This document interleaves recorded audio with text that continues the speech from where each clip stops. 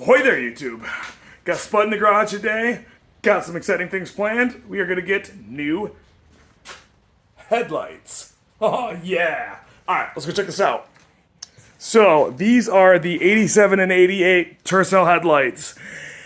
So, these headlights are a direct bolt-on swap with the grill. The only problem is the headlight wiring harness is completely different. We'll talk about that a little bit later, but for right now, I'm going to go ahead and take all the old stuff off, throw this new stuff on, and give Spud a nice, fresh, more modern-looking front end.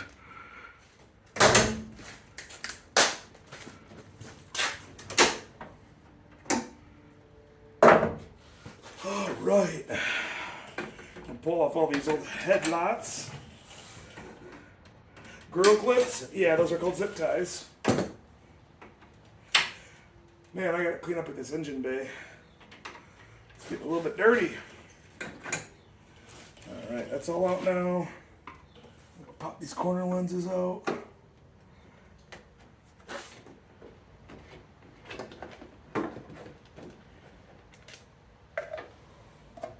So if you were going to change your old style headlight bulbs, there are some screws up top of here that'll pop this whole little outer lens off. And then there's 4 screws kind of hiding behind these grills, and that will pull off this whole face of this old headlight over here. So they're fairly easy to get off. I'm not going to obviously bother because I'm not going to be changing them out. So we're going to go ahead and pull off these lenses here, or the buckets I should say. So I need a 10 millimeter to pull these 2 off.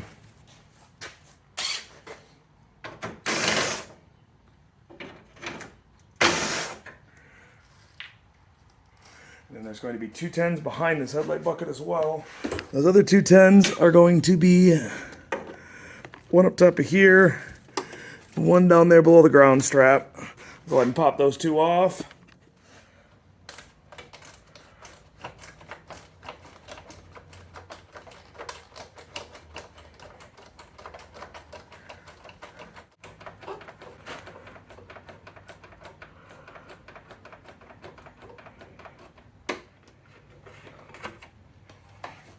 Alright, there should be 2 little nuts like that, 10 millimeters.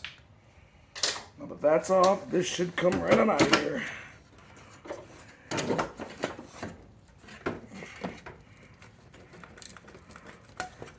And it's that headlight connector. And that connector right there. Now this little harness is obviously not normal. This is for a GM rear view mirror sensor, or GM rear view mirror temperature sensor. So that's gonna go back in the car somehow, but we'll figure that out later. So this bucket is gonna go ahead and slide right in place with the old one.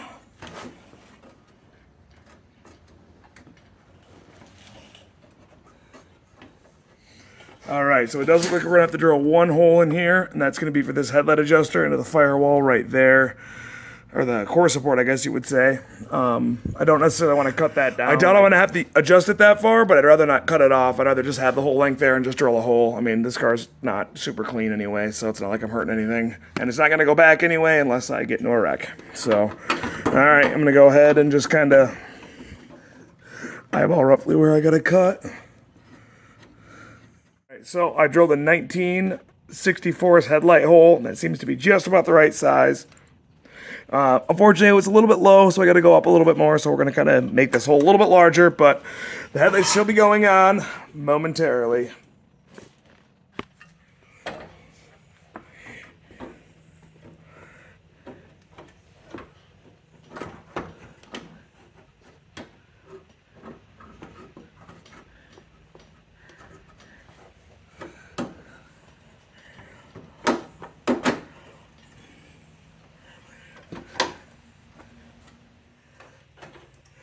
Just keep snugging, just keep snugging.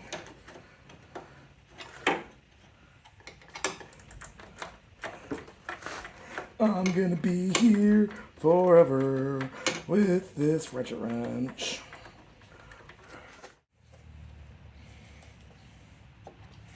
Oh, I almost forgot. I gotta put this in there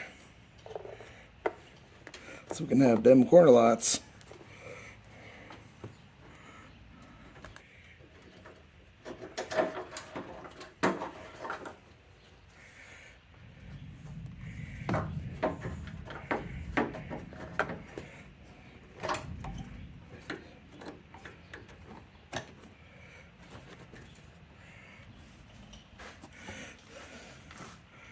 I really should just go to the hardware store and buy better screws for the corner of this, but we're just gonna rock these because it's what I got on hand.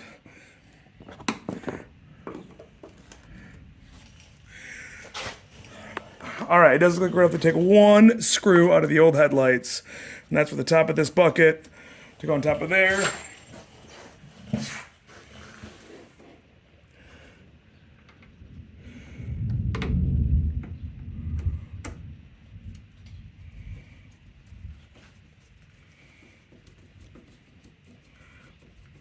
And voila!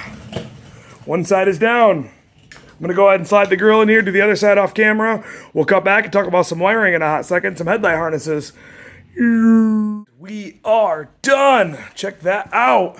Got a little bit of a headlight adjustment left to do yet, but everything's all, well, minus that screw being not quite in place. Everything's all snugged up. Only thing we have left to do now is we have to do the headlight wiring harness adapters. So, one thing you will notice when you plug these headlight adapters in is these are 9006 to H4 adapters. And so with these, the high and low lights will be backwards. And in order to flip that, all I do is I pull this wire out and this wire out, and I switch these two around, and that immediately reverted it back to normal. So in order to make these correct, so when you flip on your lows, your low beams are on. When you flip on your high beams are on. Is I went and jumped two of these wires around backwards, basically the high and the low lines. So kind of show you guys how I did that over here. So basically what I did was this white and black lines are the ones I have to flip over. So what I did is if you look on the back of here, there's a tiny little tab right there. So I put a little teeny pin on the back of this tab, and I slid that out like so. Did the same to the white one right here. Push on the back of that. There we go. So I'll go ahead and rotate this to the right port. Slide that all the way in place. I just heard it latch. Put this black wire up here.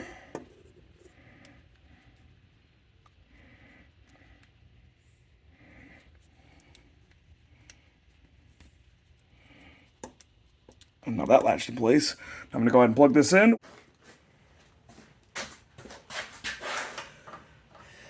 And that bulb goes right in there. A little pretty in holder in it goes in there. This literally plugs right into here. And this plugs right onto there. Nice direct easy swap, no cutting, no splicing, no nothing. Hey!